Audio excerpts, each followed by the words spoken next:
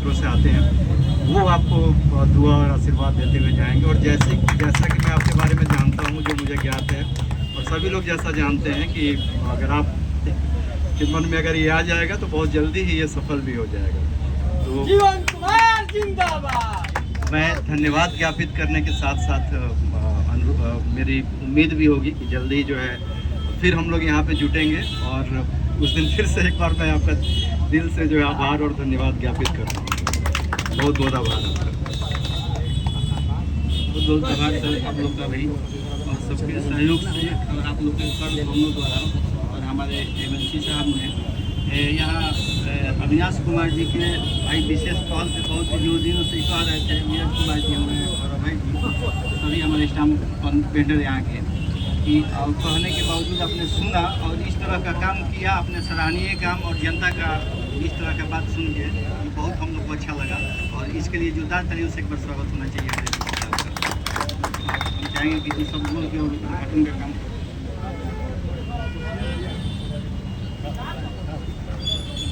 आज stamp vendor के जितने भी यहाँ लोग हैं, हमारे पदाधिकारी बैठे हैं, सब भाइयों को मेरा प्रणाम है। इसमें जो हमारे मित्र हैं जयंत जी हैं, सब लोग को मेरा नमस्ते है। ये जो पानी की व्यवस्था की गई, ये हमारे संज्ञान में काफ़ी पहले आया था, और मैंने फिर यहाँ पर जो अधिकारी हैं, जो पीएचडी के अधिकारी हैं, मैंने उनको निर्देश दिया कि भाई तुरंत इसको लगाइए आप, क्योंकि वो जनता की समस्या हुआ। दिन भर लोग वहाँ पे आते जाते रहते हैं, तो काफ़ी लोग आते जाते हैं, लेकिन संयोग से वो काम इसलिए नहीं हो पाया कि ये नगर निगम में थोड़ा सा नगर निगम का जो प्रक्रिया है, ये ऑफिशियल प्रक्रिया में फंस गया था, इसके चलते वो नहीं हो पाया था। और हमारे बीच के दोनों अधिकारी, नरेश जी तो हमारे भाई जैसे हैं, ये अलग बात है कि मिलना जुलना नहीं हो पाता है, ये दूसरी बात है। ये भी बड़ा ये है कि मिलना जुलना नहीं हो पाता है, खुद भी बताया। और हमने अभी अनुरोध को भी सुना हमारे इजहार साहब का, तो मैं निश्चित रूप से ये जरूर कहना चाहूँगा कि व्यवस्था परिवर्तन तो होना ही चाहिए। व्यवस्था परिवर्तन में जो भी माननीय होते हैं, हमारे जैसे और भी लोग, कई लोग हैं, सबका सहयोग होता है, तभी व्यवस्था परिवर्तन होता है। अभी जैसे एक छोटी सी एक मेरे दिमाग में बात आ गई, और अभी ठीक कहा आपने कि कोई बात दिमाग में चढ़ जाता है तो वो उसके पीछे लग जाते हैं। मेरे दिमाग में एक बात चढ़ गया, ये दिमाग में चढ़ गया, आरा से हमको कैमूर, रोहतास सब जगह जाना पड़ता है, क्योंकि 8 जिला के एमएलसी है तो सफ़र करना पड़ता है। और पटना से, चूँकि पटना सब एमएलए को आवास मिला है, तो पटना जाना, राजनीति का सेंटर भी पटना ही है। अब पटना से कई बार गुजरते थे तो थाना पर फ़ोन करते थे, भाई 3-4 स्कॉट दे दिएगा, मोटरसाइकिल वाला, चूँकि बीटा में जाम मिलता था। अब थाना पर एक दिन बोले वहाँ पे बीटा वाले कि सर बार बार आप स्कॉट मांगते हैं, एग्जाम से हम आपको निकलवाते हैं, बार बार देने क्योंकि आप लोगों को भाई काम भी रहता है, देना पड़ता है, तो आप क्यों नहीं सर एक रोड बनवा देते हैं अलग से आप लोग पटना, क्योंकि ये तो समस्या आपकी पर्सनल नहीं है, ये तो समस्या पूरा शाहबाद का समस्या। आरा के लोग भी त्रस्त होते हैं पटना जाने में, पटना से आने में त्रस्त होते हैं, और कई लोग ऐसे हैं जो डेली पैसेंजर पटना से आरा का करते हैं, आरा से पटना का करते हैं, तो उनको भी दिक्कत होती है। आपके समस्या तो हम लोग सॉल्व कर देते हैं, भाई ठीक है तुरंत फोर्स भेज दिए, लेकिन सबके लिए तो संभव ही नहीं है। और ये रोड आप एक अलग से जो है आप बनवा दीजिए, तो उनके दिमाग में एक बार, क्योंकि उनकी समस्या, उनको लगता था कि दिन भर वीआईपी का फ़ोन आता है और दिन भर उनको वो फैसिलिटेट करना पड़ता है। तो हमसे वो बोले, चूँकि संबंध भी ठीक ठाक था उनसे, तो उनसे बोले, हम उनसे पूछे कि भाई कैसे होगा, तो बोले कि सर शिवाला से जो खगौर रोड आ रहा है, आप एयरपोर्ट जो बन रहा है बीटा में, तो वो तो रोड बन रहा है, लेकिन उससे समस्या का समाधान नहीं होगा। एक रोड जो है पहले स्टेट हाईवे था, जो पहले आरा से पटना जाने के लिए जो पहले स्टेट हाईवे था, मनेर होके नहीं, मनेर तो बाद में बना, उसके पहले एक स्टेट हाईवे था, वो बोले कि उस रास्ते को आप बनवा देंगे तो वो रास्ता जो है सीधे किसी भी जगह को टच करते हुए सीधे पटना से आरा में घुस जाएगी। और फिर उन्होंने ही बताया कि सर हम पूछे कोई ज़मीन तो हम बहुत सकरा है, वो तो बन नहीं सकता है, 12 फीट 14 फीट 16 फीट ज़मीन है वो, हालांकि हम लोग फंसते तो जाते हैं उससे, तो वो तो बन नहीं सकता है। फिर उन्होंने बताया नहीं, एक हम बैठे थे वहाँ पर, सिंचाई विभाग में बैठे थे, वो 150 फीट चौड़ा जमीन है, क्योंकि बहुत पहले की बात है, हम लोग भी उतना देख नहीं पाए थे, हम लोग तो मनेर में ही मतलब ट्रैवल ज़्यादा किए। तो फिर अल्टीमेटली हमारे दिमाग में आया, हमने एक डायग्राम बनाया और माननीय मुख्यमंत्री जी और चीफ सेक्रेटरी साहब से डिस्कस किया। मुख्यमंत्री जी तो हर बात में बोलते हैं नहीं ठीक है, डेवलपमेंट की बात आती है तो चीफ सेक्रेटरी साहब बोले नहीं इसमें ठीक है, तो इसको हम लोग देख लेते हैं, लेकिन वो देख नहीं पाए। तो हम लोग फिर पूरा लगे उसमें कैंपेन किए, जितने भी शाहबाद के हमारे विधायक थे, चाहे मंत्री हैं हमारे संतोष सिंह जी हैं, सबको हमने बोला कि नहीं सबको लगे इसमें, ये हमारा कोई व्यक्तिगत काम नहीं, चूँकि आपको भी जाना पड़ता है शाहबाद में, कोई बक्सर जाते हैं, कोई रोहतास जाते हैं, कोई कैमूर जाते हैं, तो आप लोग को उतना दूरी ट्रैवल करना पड़ता है, केवल मेरा दूरी थोड़े है, ऐसा थोड़ा है कि हमको आरा जाना है तो हमको दिक्कत है, रोहतास जाना तो हमें को केवल दिक्कत है। और अल्टीमेटली सबका प्रयास हमने लिया, अपने साथ साथ लिया, और भी कई प्रयास हमने किया। और अल्टीमेटली मैंने देखा कि प्रगति यात्रा जो अभी मुख्यमंत्री जी का चल रहा था, उसके पहले ही वो सैंक्शन करवा लिया हमने। घोषणा हुआ बाद में, सैंक्शन पहले करवा लिया। 16 जनवरी को हमने उसका सैंक्शन करवा लिया सब लोग के प्रयास से। और आज आपको खुशी होगा कि आरा से पटना जाने में अभी 1.5 साल लगेगा। काम लग गया, वहाँ पे काम लग गया, वो DPR बना भी, टेंडर भी पास हो गया, काम भी लग गया। गंगा मैरीन ड्राइव जो पटना में जाते हैं लोग, गंगा मैरीन ड्राइव जो है, तो गंगा मैरीन ड्राइव से सीधे आरा में आप इंटर कीजिएगा। कोइलवर के पास जो 4 लेन इंटर करेगी, वो आपको 20 मिनट से 22 मिनट 25 मिनट मैक्सिमम लगेगा पटना जाने में वहाँ से। तो 40 मिनट का हमारा जो दूरी है वो आरा से पटना जाने में आने वाले समय में घट जाएगा। तो दिमाग में कोई बात चढ़ जाता है, आपने ठीक कहा कि बात जब चढ़ जाए तो हो जाता है। तो उसके लिए हमने कई लोगों से मदद लिया, हमने और विधायकों से मदद लिया कि आपकी भी जरूरत है, आप भी लेटर पैड पर लिखिए। हम जो लिखे उसी को खाली कॉपी करिए, साइन मारिए यहाँ पर, कुछ करना वाला नहीं है आपको। जब मंत्री जी आए थे यहाँ पे, हमारे मंत्री जी आए थे यहाँ बामपाली में, हम लोग भाजपा के ऑफिस है, तो बोले कि आपको प्रेस कॉन्फ्रेंस करना है। हमने मंत्री बोले आपको PC करना है इस विषय पे। तो बोले तो कैसे PC करवा दो, समझे देव तब ना। हम कह लेकिन लेटर लिख देवानी, हम गलत जानते बानी कि हम फालतू के लिख लेना। तो लिखल बैकग्राउंड में राउर घर से पटना पहुँचे में 40 मिनट दूरी कम हो जाए। मंत्री जी को बोले कि राउर घर से पटना पहुँचे में 40 मिनट दूरी कम हो जाए, बस इतने बात लिखल बैकग्राउंड में, डिटेल लिखल बाजार नहीं। अच्छा तो फंसाइए मत करिए हमरा। तो देखे एक नजर वो, फिर उसके बाद उन्होंने PC किया कि जरूरत है इसका, वो समझे भी और बोले कि जरूरत है इसका। और अल्टीमेटली आज वो काम लग गया, तो खुशी की बात है। और आपके आग्रह को मैं स्वीकार करता हूँ, और मैं चाहूँगा कि अगला भी यहाँ पर काम हो और उसमें हमारी सहभागिता भी हो, क्योंकि हम भी चाहते हैं कि कहीं डेवलपमेंट का, क्योंकि लोग जो है इन्हीं सब चीज़ों से जो है आकलन करते हैं कि शहर कैसा है। यही सब चीज़ें हैं, रोड देखते हैं, रोड देखते हैं वहाँ रोड का कैसा है, कलेक्ट्रेट कैसा है, वहाँ का रजिस्ट्रार ऑफिस कैसा है, वहाँ का सेल टैक्स ऑफिस कैसा है, वहाँ का कृषि भवन कैसा है। लोग इन सब चीज़ों को देखते हैं, मॉनिटर करते हैं, तो एक आम परसेप्शन बनता है कि वहाँ पर लोग कैसे हैं, वहाँ के रहने वाले लोग कैसे हैं, वहाँ की व्यवस्था क्या है। तो निश्चित रूप से ये आपने जो कहा है, ये आरा के लोग का एक स्टेटस सिंबल भी उससे डिसाइड होता है। तो इसमें हमारा भी सहयोग रहेगा, इसके लिए मैं आपको आश्वस्त करता हूँ, और यहाँ पर सभी लोगों को भी आश्वस्त करता हूँ, मेरा भी सहयोग रहेगा। और सबको फिर से मेरा धन्यवाद है। और एक बात हम कहेंगे, हमारे GST के जो ऑफिसर हैं आप, और GST घटा है तो उपहार मिला है, आपने तो इस पर कुछ बोला ही नहीं है। तो ये मैसेज भी जाना चाहिए कि भाई GST घटा, चूँकि GST के अधिकारी है इसलिए मैं बोल रहा हूँ। तो GST घटा है, और हमारे मोदी जी ने 99% ऐसे चीज़ों का GST घटा दिया है जो आम आदमी के घर में वो सामान उपयोग वाला था। अब 12% को घटा के 5% कर दिया। ये इसमें 99% आम आदमी को फायदा है। और एक बात आप लोग सब लोग यहाँ पर आप जान लीजिए, क्योंकि आप भी कहीं कहीं चौक चौराहे पे मिलते हैं, किसी से बात करते हैं, कहीं मौका मिलता है आप लोग को बात करने का, तो एक बात आपको जानना जरूरी है कि GST घटा है तो उसका फायदा किसको हुआ। एक आम आदमी जो है, मध्यम वर्ग का आदमी जो है, उसका फायदा ये हुआ कि करीब 10% उसका खर्चा जो है, मतलब एक्सपेंस का, खर्चा का, जो घर में आप कर रहे हैं। मान लीजिए आपके घर में खर्चा है, आप ठीक है यहाँ काम करते हैं, आपके घर में खर्चा है 20,000 महीना, तो आपको 2,000 महीना कम जाएगा खर्चा में। ये बिना स्कीम का एक बढ़िया स्कीम मिल गया। कोई स्कीम नाम नहीं इसका, ये कोई स्कीम नहीं है, सरकार का कोई योजना नहीं है, सिर्फ GST घटाया है। और आपके घर के खर्चा का, आज रजिस्ट्रार साहब हो चाहे यहाँ पे हमारे नरेश बाबू हो, कोई भी हो, इनके जो घर के खर्चे हैं उसमें 10% खर्चे कम हो जाएगा, ऑटोमेटिक कम हो जाएगा। अब बिना किसी के सहयोग मांगे कम हो जाएगा उसमें खर्चा। तो ये जो है सरकार का एक बड़ा फैसला है, और आम आदमी और मध्यम वर्गीय आदमी के लिए जो है एक बहुत बड़ा फैसला है। ये छोटा मोटा फैसला नहीं है। GST घटा तो सबको उपहार मिला, चाहे वो दलित हो, चाहे वो मुस्लिम हो, चाहे हिंदू हो, चाहे वो ईसाई हो, चाहे मध्यम वर्ग के हो, चाहे आम आदमी हो, इस सबके घर का जो खर्चा है वो 10% कम जाएगा। हमारा अपना आकलन है।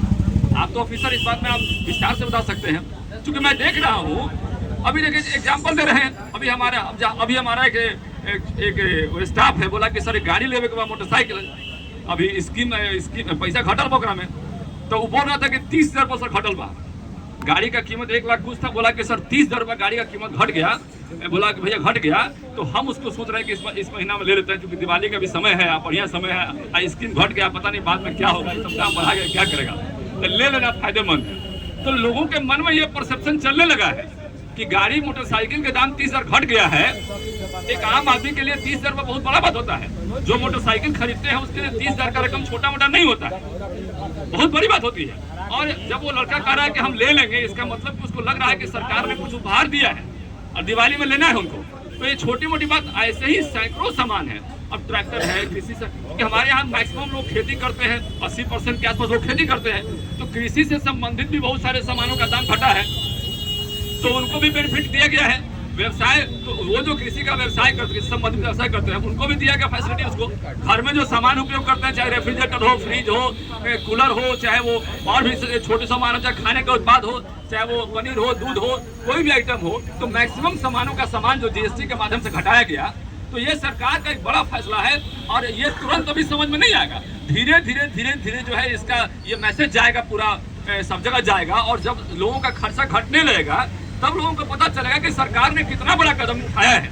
ये छोटा मोटा कदम नहीं है, ये कुछ सामानों को दाम घटाने का कदम नहीं है, ये सरकार का कदम है कि हमारे लोग, हिंदुस्तान के लोग कैसे मतलब अपने आप को सोशल अपलिफ्टमेंट करके आगे ले जाए। एक गरीब आदमी अपनी व्यवस्था को कैसे परिवर्तन करे, एक मध्यम वर्ग का आदमी अपनी व्यवस्था को कैसे परिवर्तन करे, एक आम आदमी जो है कैसे आगे बढ़े, हम कैसे अमीर हो। तो कोई किसी को अमीर बनाता नहीं है, वो खुद से उसको काम करना पड़ता है, सारा काम, सारा मेहनत खुद से करना पड़ता है, चाहे वो नौकरी पेशा का लोग हो, चाहे आम आदमी, चाहे बिजनेसमैन हो, कोई भी आदमी हो। लेकिन सरकार का फोकस रहता है कि अपने लोगों को, कमजोर लोगों को आगे बढ़ाएं कैसे। तो ये देश, ये नरेंद्र मोदी जी का सोच है, और उस सोच को हम बार बार सैल्यूट करते हैं कि इतना बढ़िया उनका सोच है। उस सोच के चलते जो है देश का हर एक व्यक्ति करीब करीब उसके कम से कम 80% तो जान लीजिए, कमिश्नर साहब, उसमें तो 80% लोगों को बेनिफिट तो होगा ही होगा, मोर देन 80%, 100%। हाँ, तो हमें लगता था कि जो एसी से निकलते हैं और एसी में बैठते हैं, शायद उनको थोड़ा कम हो, लेकिन वो भी बिस्किट खाते हैं, ठीक कर रहे हैं आप, वो भी दूध पीते हैं, वो भी पनीर खाते हैं, आप ठीक कर रहे हैं, इसलिए उनको ही बेनिफिट होगा, ठीक कर रहे हैं। तो ये 100% देश के 100% लोगों को इससे फायदा होगा। और फायदा क्या, फायदा हमने बता दिया कि एक आम आदमी और मध्यम वर्ग का खर्चा जो है 10% घट जाएगा, 10% घट जाएगा। जो बड़े लोग हैं, जो बहुत बड़े लोग हैं, उनका खर्चा थोड़ा कम घटेगा, लेकिन आम आदमी और मध्यम वर्ग और गरीब आदमी का तो खर्चा घट ही जाएगा। हम जैसे लोगों का खर्चा घट जाएगा 10%, रजिस्ट्रार साहब घर का खर्चा घट जाएगा, कमिश्नर साहब घर का खर्चा घट जाएगा, आपके घर का खर्चा घट जाएगा। चाहे जितने भी लोग यहाँ पर जो लोग बैठे हैं, सबका खर्चा जो है, घर में जो जितना खर्चा होता है महीना में, चाहे वो राशन के सामान में हो, और चाहे वो तेल में हो, कुकर में हो, बच्चों को पढ़ाने में हो, किताब में हो, पेंसिल में हो, तो ये बहुत बड़ा स्कीम सरकार का है। और हम सभी लोगों से आग्रह भी करते हैं यहाँ पर कि इसको जो है कम से कम बताने का जरूरत है, कि मोदी जी को धन्यवाद देने का जरूरत है। कभी एक बार फेसबुक से, सोशल मीडिया से धन्यवाद दे दीजिए, और आपका धन्यवाद मोदी जी तक पहुँच जाता है, क्योंकि सारे लोग यहाँ पर वास करते रहते हैं कौन क्या कर रहा है। तो जो लोग फायदा ले रहे हैं उनसे मेरा ये उम्मीद भी है, आग्रह भी है कि भाई वो सोशल मीडिया के माध्यम से जरूर धन्यवाद दे दें। और वो धन्यवाद जो है एक बूस्टर का काम करता है मोदी जी के लिए। उनको लगता है, जब उनको रिपोर्टिंग होती है कि भाई आम आदमी जो है, हम जो आम आदमी के लिए काम किए हैं और वो हमको धन्यवाद दे रहे हैं, तो अच्छा लगता है, किसी को अच्छा लगेगा। और मोदी जी उसी व्यवस्था में जिए हैं, क्योंकि उनकी माता जी जो थी, उनकी माता जी दूसरे के यहाँ काम करती थी, और किसी तरह मोदी जी का परवरिश की, बाद में व्यवस्था बदला, और एक वैसा लड़का जो कभी, जिनकी माता जी दूसरे के यहाँ काम करती थी, आज हमारे देश के आदरणीय परम सचिव मोदी जी वही प्रधानमंत्री बन गए, बताइए। और हम और आप यहाँ बैठे व्यक्ति तो उनसे ज्यादा ताकतवर है। उनकी बचपन की एक स्टोरी देखिएगा और आज ये देखिएगा, तो हम और आप जो यहाँ जितने लोग यहाँ खड़े हैं, उनसे ज्यादा ताकतवर लोग हैं और उनसे ज्यादा मजबूत लोग हैं यहाँ पर। क्योंकि हमारी माता जी दूसरे के यहाँ आज काम करके हमको नहीं खिलाती है, हम अपना परवरिश हम खुद करते हैं। और वैसा आदमी जो है आज देश का प्रधानमंत्री हुए, तो ये छोटी मोटी बात नहीं है। तो उनके मन में ये पर जरूर चलता है कि गरीबी क्या है, और गरीबी का जो दंश झेला है व्यक्ति, वो उसके मन में हमेशा चलते रहता है। क्योंकि बचपन में जो हम जो है सरकारी स्कूल में हम क्लास 8 तक पढ़े, 9 तक 10 तक पढ़े हम क्लास सरकारी स्कूल में। अब उसमें कमिश्नर साहब हम लोग पढ़े सरकारी स्कूल में, और उसके बाद हम IIT क्वालिफाई किए 98 में, ISM IIT क्वालिफाई किए। हमारे एक टीचर थे उसी सरकारी स्कूल का, हमको अलग से पढ़ाते थे, हमारे साथ उनका एक भतीजा भी था, दोनों आदमी क्वालिफाई किए थे। लेकिन तो व्यवस्था तो पहले की जो व्यवस्था थी और आज की व्यवस्था में जब अंतर आया, जब हम MNC बने, तो हम उस सरकार के स्कीम का हम सोचा कि भाई कैसे फायदा पहुंचाए हम लोग को, खासकर एजुकेशन सेक्टर में। उसके लिए हमने काम किया। और बिहार में जितने भी नियोजित शिक्षक हैं, जो सरकार में शिक्षक बैठे थे, हाई स्कूल हो, मिडिल स्कूल हो, प्राइमरी स्कूल हो, सब पहले कंट्रैक्चुअल टीचर थे। आंदोलन हमने किया और पूरे बिहार में उसको आंदोलन का स्वरूप दिया। उसके बाद में नवल बाबू एमएलसी है और लोग एमएलसी हमारा सबको साथ दिए, नितिन नवीन साथ दिए, हमने सम्राट जी से बात किया और आज सब लोग सरकारी नौकरी में आ गए, आज सब लोग सरकारी हो गए एग्जाम देके। तो हमारे दिमाग में जो पहले वाली बात थी, हमने के पाठक हमारे सेक्रेटरी थे, हम हमेशा उन पर अटैक करते थे क्योंकि मौका मिला था विपक्ष में, विपक्ष के लोग तो ज्यादा अटैक करते हैं, तो हम रजिस्ट्रार साहब उन पर हमेशा अटैक करते थे। इनका तो बाल बच्चा है नहीं, समझ में कहाँ से इनको आएगा? के पाठक जी हमेशा बोलते हैं इनका बाल बच्चा है नहीं तो समझ में कहाँ से आएगा? 22 लाख नामांकन काट दिए हैं बच्चों का, ये कौन बच्चा है? गरीब आदमी का बच्चा है, ये गरीबी में जिए कभी के पाठक जी? बुझाएगा इनको? स्कूल में बाउंड्री नहीं है, स्कूल में छत नहीं है, कहाँ से? और एक एमएलसी का इतना ही औकात है कि एक स्कूल का जिम्मेदार नहीं कर सकता अपने फंड से पूरा एक जिला में, तो कैसे होगा इसका उधार? लेकिन आप जान लीजिए कि जब प्रेस कॉन्फ्रेंस कर रहे थे उनके खिलाफ में, तो इतने सेंसिटिव व्यक्ति थे कि हमारे प्रेस कॉन्फ्रेंस करते करते एक बीच में और प्रेस कॉन्फ्रेंस शुरू हो गया। एंकर ने बोला न्यूज 18 का कि सर रुकिए, वेट फॉर सम टाइम, एक फोन आ रहा है शिक्षा विभाग से, के पाठक जी ने प्रेस कॉन्फ्रेंस शुरू किया है। हमने क्या? तो वो जा रहे हैं मुख्यमंत्री के पास में और ये सारे बिल्डिंग से और जितने भी इंफ्रास्ट्रक्चर है उसके लिए फंड का घोषणा कर रहे हैं कि हम जाकर मुख्यमंत्री से मांगेंगे और वो करवाएंगे। तो कितना फास्ट रिएक्शन हुआ, हम इधर प्रेस कॉन्फ्रेंस किए और इधर देख किसी ने उनको सूचना दिया और वहाँ तुरंत प्रेस कॉन्फ्रेंस किए और उसके चलते 3000 करोड़ रुपए मतलब इन्फ्यूज हो गया और सारे के सारे स्कूलों में काम लग गया। वहाँ पर सारे आप देख रहे होंगे आपका में पंचायत में आसपास में काम लग गया। तो कहीं ना कहीं व्यवस्था परिवर्तन में जो दंश झेला होता है, हमने दंश झेला है, हमने स्कूलों की व्यवस्था देखी थी पहले, तो मेरे दिमाग में चल रहा था। हमारे मोदी जी जो प्रधानमंत्री हैं उनके दिमाग में सारा बात चल रहा होगा, क्योंकि गरीबी में जिए वो, आज यहाँ पहुंच गए, देश के प्रधानमंत्री बन गए, तो कैसे अपनी पुरानी बात? यहाँ जितने भी लोग बैठे हैं, क्या अपनी पुरानी बात को कोई भूल सकता है? आप ही लोग आज कमिश्नर बने, लेकिन अब कल की व्यवस्था क्या थी, आज की व्यवस्था क्या है, आप पुरानी बात भूल सकते हैं? हर परिवार मिट्टी से सबको प्यार होता है और पुराने चीजों से सबको प्यार होता है। तो सबसे मेरा आग्रह भी रहेगा जितने भी लोग हैं कि आप लोग इन बातों को जरूर कहीं मौका मिले तो बताने का काम करें, और जिनके पास भी सोशल मीडिया है, फेसबुक है, जरूर मोदी जी को धन्यवाद देने का काम करेंगे आप लोग कि भाई जीएसटी घटा है तो सब आम आदमी, गरीब आदमी को फायदा हुआ है, इसके लिए मोदी जी को हम धन्यवाद देते हैं। इतना ही बात बोलना है। सबको धन्यवाद, सबको प्रणाम, सब भाई लोग नरेंद्र मोदी जिंदाबाद जिंदाबाद जिंदाबाद जिंदाबाद। एक बात जोर से बोल दिया, नरेंद्र मोदी जिंदाबाद जिंदाबाद जिंदाबाद मोदी जिंदाबाद जिंदाबाद नरेंद्र मोदी जिंदाबाद।